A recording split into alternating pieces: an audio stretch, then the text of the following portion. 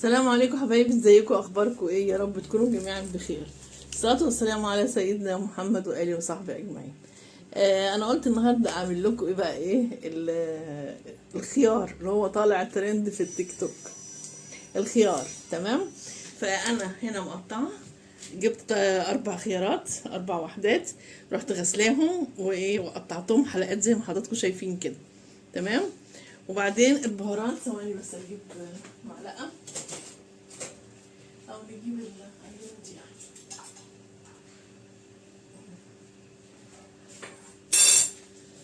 دي دي احسن، تمام. بعد كده نعصر عليها نص ليمون، هنعصر عليه نص ليمونه، نص ليمونه بس. دي ليمون قضاليا. الليمون البلدي بتاعنا المصري تبقى ليمونه كامله، يعني طبعا ده انتوا عارفين بيبقى فيه ميه اكتر، تمام.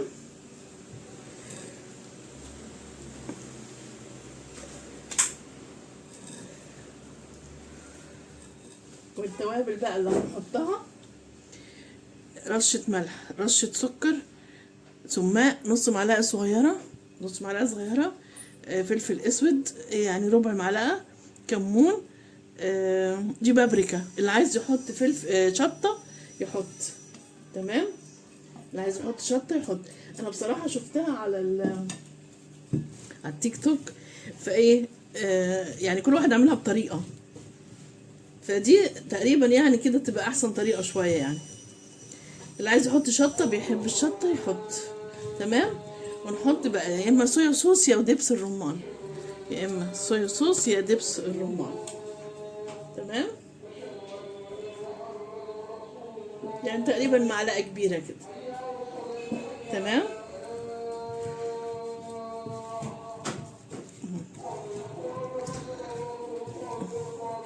المفروض في فصين توم كمان، اللي بيحب التوم يحط فصين 2 بالعدد، يبشرهم ويحطهم، تمام.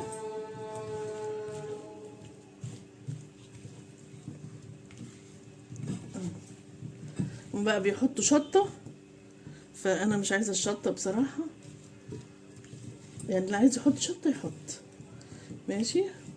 وبعد كده بيروحوا رشين. انا عايزه انزل اللي في دي.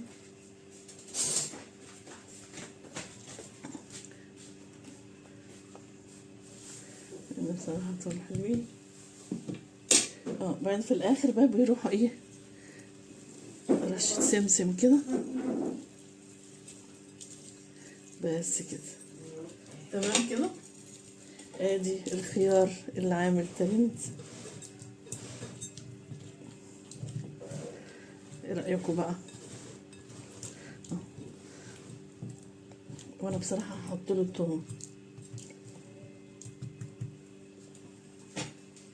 تمام كده.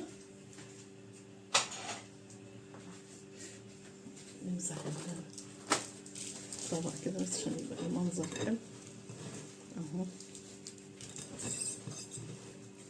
ايوه،